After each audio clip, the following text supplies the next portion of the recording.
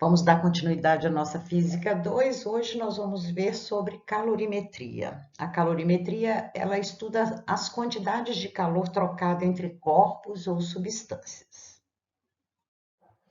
Para iniciar esse estudo de calorimetria, vamos analisar algumas situações do nosso dia a dia. Por quê?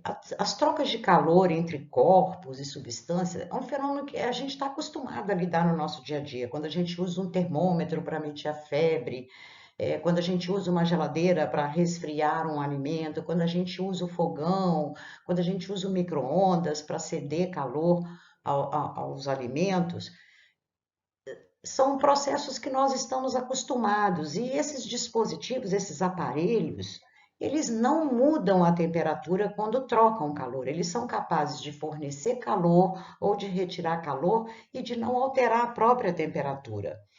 A gente chama essas fontes térmicas de infinitas, ou seja, você pode usar um fogão a quantidade de tempo que quiser, desde que haja combustível para ele, ele vai continuar fornecendo calor para os alimentos e não vai mudar a temperatura dele. A calorimetria, ela estuda as quantidades de calor que são tiradas de um corpo ou que são cedidas a um corpo e que vai provocar uma alteração de temperatura entre esses corpos, certo? Não é uma fonte infinita. Então, a calorimetria estuda essas quantidades de calor trocadas entre corpos, sabendo que vai acontecer uma mudança na temperatura desses corpos ou então uma mudança de fase. E o primeiro conhecimento básico que a gente precisa para estudar calorimetria é o que é equilíbrio térmico. Equilíbrio térmico é quando todos os corpos ou substâncias de um mesmo sistema atingem a mesma temperatura. Nesse caso, não existe calor, porque nós vimos que calor é uma energia em trânsito e que só existe se tiver uma diferença de temperatura. Então, se todos os corpos ou substâncias de um sistema tiverem a mesma temperatura, não existe transferência de calor. Continuando a nossa análise de conceitos básicos para o estudo de calorimetria, vamos repetir que calor é uma energia térmica em trânsito. Já sabemos que o calor só existe se tiver uma diferença de temperatura e ele vai existir até que todos os corpos ou substâncias do sistema atinjam o equilíbrio térmico e que ele passa naturalmente da maior temperatura para a menor temperatura. Outro conceito básico importante é a unidade de medida de calor. No sistema internacional, a unidade de calor é a mesma de qualquer modalidade de energia, que é o Joule. Só que a gente tem uma unidade que a gente chama de usual, que é a caloria. Então, existe uma correspondência entre caloria e joule. Uma caloria vale 4,186 joule. É claro que vocês não precisam ficar decorando esse valor, porque isso sempre é informado na questão, quando você tem que transformar da unidade usual caloria para a unidade do sistema internacional, que é o joule.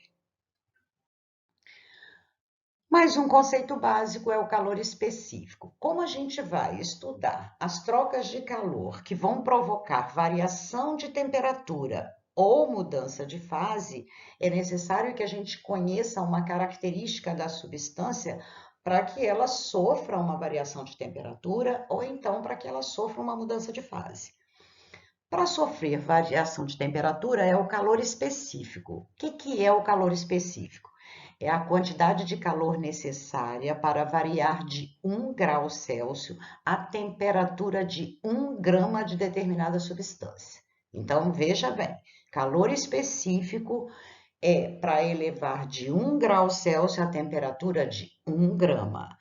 Cada substância tem um valor de calor específico, que vai depender do tipo de substância e também da fase na qual ela se encontra. Vamos dar um exemplo. O calor específico da água é 1 caloria por grama grau Celsius.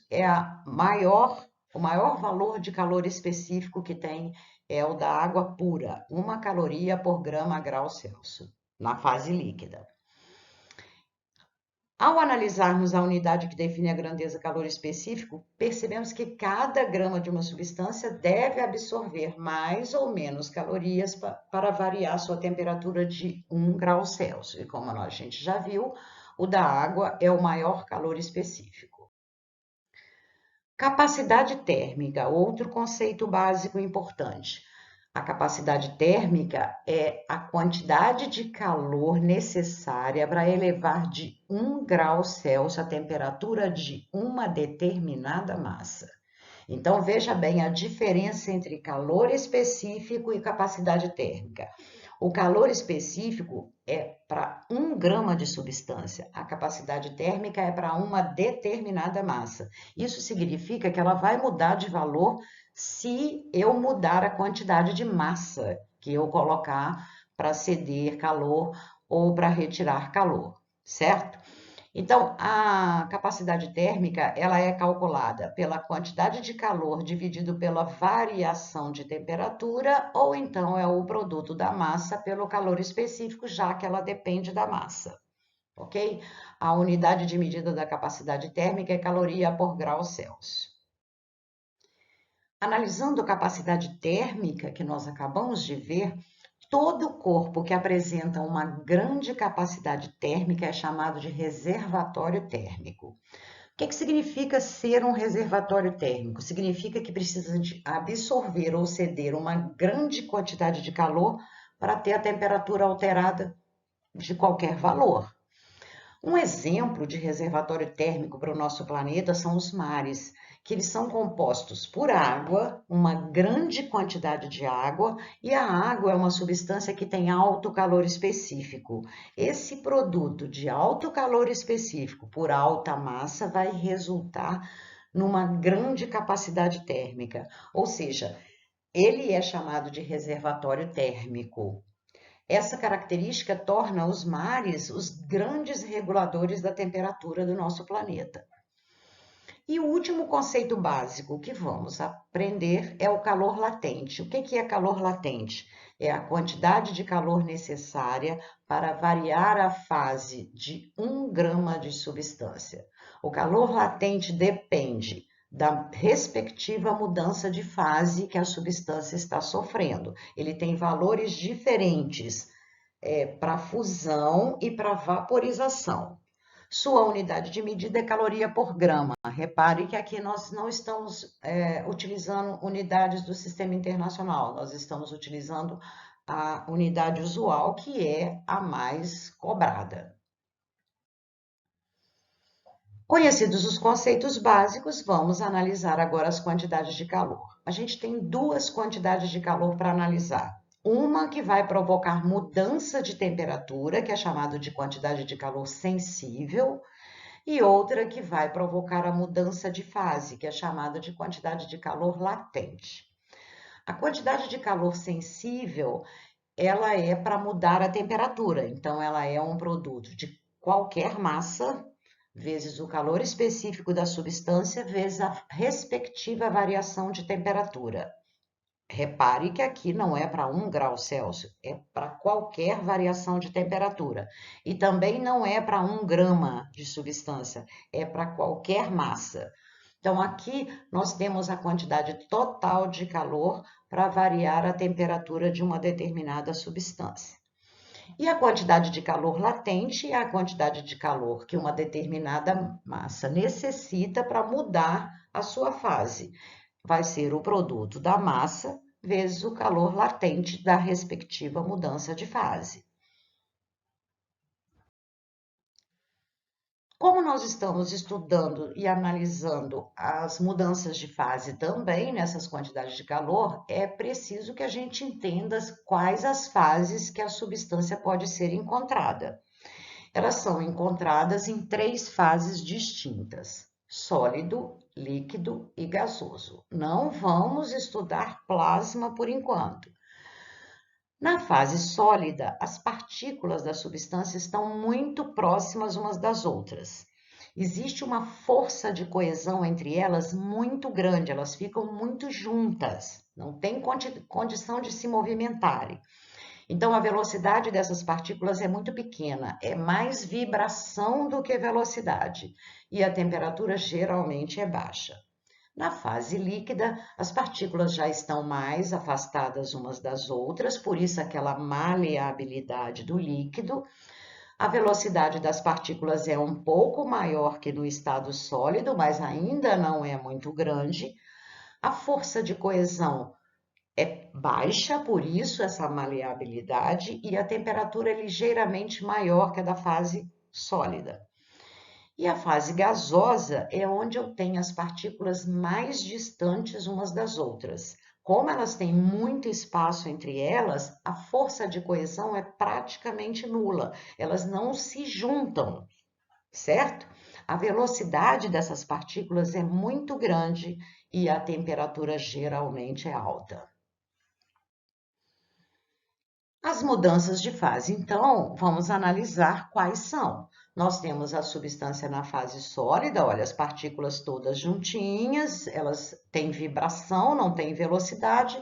A fase líquida, onde você já tem uma distância maior entre as partículas e mais maleabilidade. E a fase gasosa, onde as partículas estão mais distantes e com uma temperatura, com uma velocidade muito maior. A passagem da fase sólida para a fase líquida é chamada de fusão, e da líquida para a sólida é solidificação. A passagem da fase líquida para a fase gasosa é chamada de vaporização, que pode acontecer de duas maneiras distintas, de forma rápida e tumultuada, em temperaturas altas, chamada de temperatura de ebulição. Iniciou a fervura, está fervendo, tá? E de forma lenta e em qualquer temperatura chamada de evaporação. Então, a vaporização acontece de duas maneiras. Ainda existe uma terceira maneira, que é a calefação, que não vai entrar muito aqui no nosso estudo, não. E do gasoso para o líquido é a condensação. Vocês têm que saber esses nomes aqui exatamente por causa do calor latente de mudança de fase. Por exemplo, o calor latente da fusão, ele é chamado de LF. O da solidificação, LS, mas eles têm o mesmo valor. O calor latente de vaporização é chamado de LV e o de condensação LC, mas também tem o mesmo valor. E a sublimação, que a gente não vai analisar aqui, a gente analisa mais isso na química, que é a passagem direta da fase sólida para a fase gasosa. E a ressublimação ou sublimação inversa, onde vai acontecer a passagem da fase gasosa para a fase sólida, sem passar pela fase líquida. Como estudamos a calorimetria, precisamos entender quais são os princípios ou as leis que regem a calorimetria. E a gente tem três princípios para a calorimetria.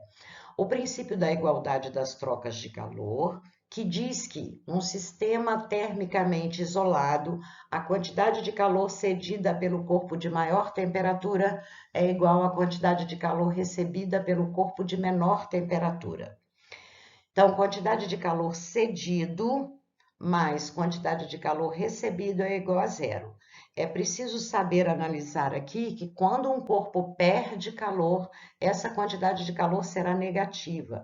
E quando ele recebe calor, essa quantidade de calor será positiva. Então, calor cedido é negativo, por quê? Porque a temperatura do corpo vai estar diminuindo, e calor recebido é positivo porque a temperatura vai estar aumentando. Ou então, se ele estiver mudando de fase, estiver cedendo calor, ele está condensando ou solidificando. E se ele estiver recebendo calor e estiver mudando de fase, vai ser a fusão ou a vaporização. O segundo princípio é o princípio da propagação do calor. Esse a gente já viu anteriormente, que o calor passa naturalmente do corpo de maior temperatura para o corpo de menor temperatura. Se você quiser que o calor passe da menor temperatura para a maior temperatura, você vai ter que usar um gás comprimido. Princípio do equilíbrio térmico. Quando o sistema de corpos atinge a mesma temperatura, cessa a transmissão de calor entre eles. É aquilo que nós vimos anteriormente sobre o equilíbrio térmico. Se todos os corpos ou substâncias de um sistema atingirem a mesma temperatura, não existe mais calor. já que calor é uma energia em trânsito desde que haja uma diferença de temperatura. O calorímetro é um dispositivo usado para analisar exatamente aquele primeiro princípio da calorimetria. Ele é usado para você analisar as trocas de calor entre corpos ou substância. Ele é um aparelho isolado termicamente do meio ambiente e ele é muito utilizado em laboratório exatamente para analisar a troca de calor entre dois ou mais corpos de temperaturas diferentes. Ele é um recipiente de formato simples, ele é tipo uma caixa de isopor, só que ele tem um isolante térmico aqui, uma outra parcela de isolamento térmico para que não exista troca de calor com o meio, certo? Tem um termômetro para você determinar a temperatura de equilíbrio térmico da substância ou corpos que você colocar aqui dentro, e um agitador que facilita muito na hora que você vai estudar essas trocas de calor entre substâncias que estão na fase líquida. Você tem uma substância, por exemplo, água, e você vai colocar água com óleo, que tem calores específicos diferentes, podem estar a temperaturas diferentes, então vai acontecer uma troca de calor. E esse agitador, ele é utilizado exatamente para você misturar essa substância para poder analisar essa troca de calor com mais rapidez. A curva de aquecimento ou resfriamento, que seria ao contrário aqui, ela é usada para mostrar o comportamento da substância a partir do momento que ela começa a receber ou perder calor. Então, ela te permite, a partir de experiência, você demonstrar num gráfico com exatidão as temperaturas de mudança de fase, o valor de calor específico, a quantidade de calor que foi trocada aí. Então, nós temos aqui, inicialmente, uma substância na fase sólida, ela vai variando a temperatura, ó, vai variando a temperatura até que ela chega numa determinada temperatura, onde inicia a fusão. Durante a mudança de fase, não existe alteração de temperatura, então essa reta vai ser sempre paralela ao eixo da quantidade de calor, ou seja, a temperatura vai permanecer com o mesmo valor durante toda a mudança de fase. Terminada a mudança de fase, a substância vai estar numa fase única e vai voltar novamente a sofrer variação de temperatura até atingir a temperatura da vaporização, que é uma temperatura fixa também. Aí, iniciada a vaporização, você tem a mesma temperatura sendo mantida até que se termine a vaporização e a substância esteja toda na fase gasosa e vai iniciar novamente uma mudança de temperatura. Reta inclinada, então, determina a mudança de temperatura. Reta paralela, mudança de fase. Se eu tenho duas retas paralelas, eu posso afirmar que a primeira é a fusão e a segunda é a vaporização. Se essa curva fosse de resfriamento, se eu tivesse duas retas paralelas, primeiro seria a condensação e depois a solidificação, ok? E reta inclinada indica que a substância está numa mesma fase, não está sofrendo mudança de fase.